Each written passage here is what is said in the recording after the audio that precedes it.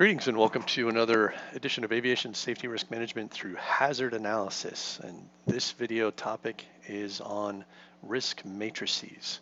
So let's jump right in. What is a risk matrix? Well, that question is perhaps easiest to answer if you know what risk itself is. Most definitions of risk, although there are a lot of them, are going to include two key elements. One of those is going to be some kind of a probabilistic element, and the other one is going to be tied to the objective, whatever that might be. On the right, you can see a couple of risk matrices that I pulled off of a quick Google search. You can see one is comparing likelihood to consequence, another likelihood to occurrence. You see probability versus impact and probability versus severity.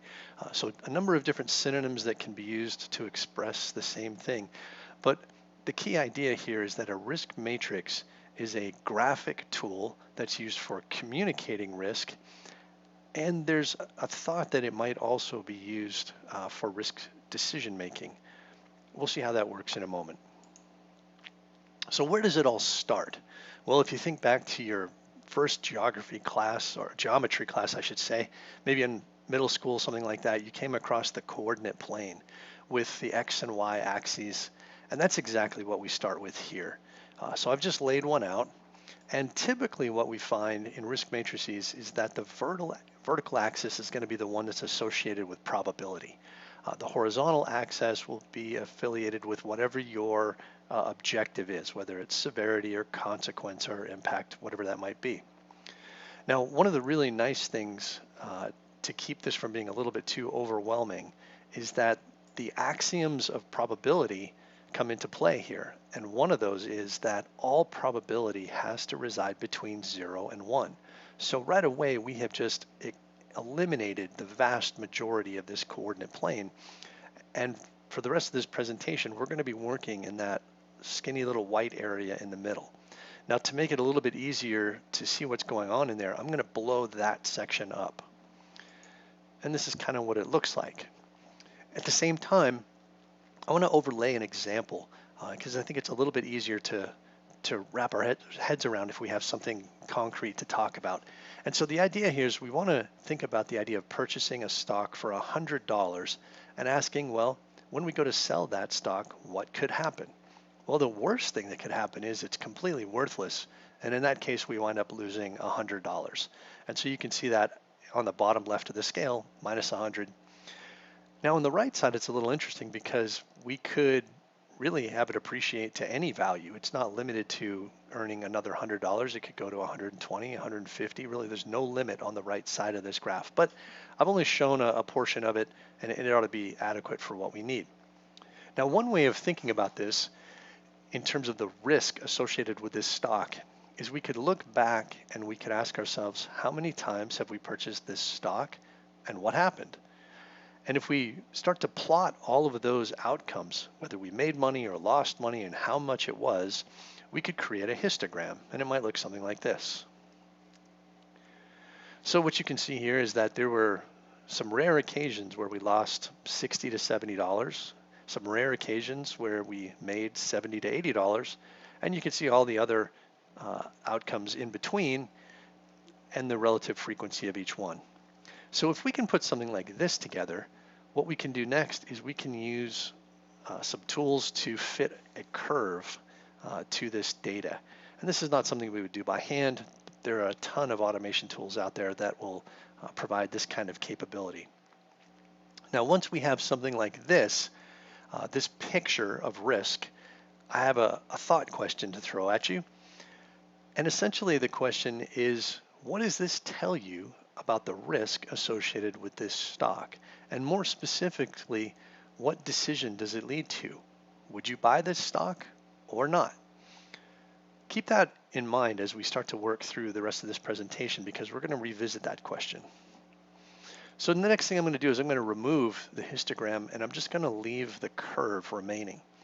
And at this point, when we're discussing risk, there might be some questions we'd like to be able to answer, such as, what's the probability of losing $50 or more? Well, it's not terribly difficult to do. We just find our spot where $50 occurs. And now what we're really asking is, what is the area under the curve to the left of that line? And one of the things I should note here is that if this curve is a probability density function, then again, going back to that axiom of probability, all of the area under this curve has to equal exactly 1. So what we can do now is we can just use our fancy integration tools, or we could look at the cumulative distribution function, either one of those. And again, we would use some kind of an automation tool, even if it's something as simple as Excel, and we could find out exactly what that probability is. But we're not limited to just looking at a tail like that. We might want to know, for example, what's the probability of earning between $10 and $25? And again, we could easily answer that question by identifying that range on the curve, finding out what the area is under the curve in that range, and that would be the answer to the question. There's really no limit to the number of questions we could ask or the types of information that we could get out of this. We might want to know what's the probability of making money versus losing money. Any of those kind of questions could be answered with a tool like this. So where do we find the risk matrix given what we just saw? Well, for context, I want to go back to the previous diagram that I showed where we looked at the entire coordinate plane and we said that the area we're dealing with is that skinny white strip in the middle. Well, this is where the risk matrix generally lies. And the reason for that is because until 2009, the definition of risk was associated with negative effects, bad things that could happen. After 2009, that changed. And again, that'll be a subject that we'll dive into more detail in a subsequent video. But for now, just understand where this came from. The idea that risk was associated with bad things, therefore the risk matrix wound up entirely on the left side of that vertical 0 point.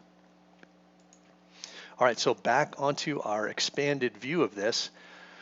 What I can do now, since I want to deal with the left side, is I can create categories. And I'll do that by creating 5 equally sized columns. And it's important that these are not only equally sized, but that the amount of value inside each one of these columns is the same. Because this is a graphic tool. We're trying to create a picture that reflects risk. So you can see in this example that condition is satisfied, where we have the -20, then 20 to 40, and they're all chunks of $20. It's not always the case though in risk matrices, and depending on the application, the matrix itself might lose some validity. Now, just like I partitioned the value axis into 5 categories, I can partition the probability into 5 categories as well. And I've numbered the categories from 1 to 5 just to make it easier to reference them. And what I'll do is I'll do the exact same thing with the horizontal rows, this time using letters though, just so that it's a little more intuitive. But it's not necessarily required. Any kind of label would work, or no label. All right, with that, what I'm going to do is I'm going to remove those baseline axes, the X and Y axes, and I'm just going to leave the risk matrix by itself. The other thing I'm going to do is I'm going to introduce color. So this is what it looks like. And at this point, we're starting to see something that looks like the first slide where we had risk matrices filled in with color. Now, again, where these colors come from and how we make decisions about which cells have which colors, that is the subject of another presentation down the road. But for now, just understand that these colors are generally defined somewhere. So a very common technique is to say that red is high, yellow is medium, green is low. Although sometimes you'll see 4 different colors or 5 colors and it starts to look more like a heat map. The next piece of this puzzle is that risk in a risk matrix is normally represented by a single dot somewhere in the matrix. And if you're dealing with a system, or as we were looking at a moment ago, an investment, whatever it might be, typically the dot is placed in the cell that represents the highest level of risk. So I brought that thought question back into play because I think it's useful to look back or think back to what we saw previously, look at how we've taken that risk picture and essentially dumbed it down, and now see what we have left. Would you use this picture to govern a decision on whether or not to purchase a stock? I think it's a rhetorical question where the answer has to be no. Nonetheless, this is the picture that companies and government agencies use to govern decisions about whether or not they would make investment decisions. In this case, we would have a risk that could be referred to as a 5B, just sort of zooming in on which cell that dot resides within, or it may be even simplified more to just call it medium, regardless of which cell it's in. Why did I choose 5B? Well, I've just taken that curve you saw previously and overlaid it on top of this matrix, and you can see that the only place the curve intersects the yellow is in 5B.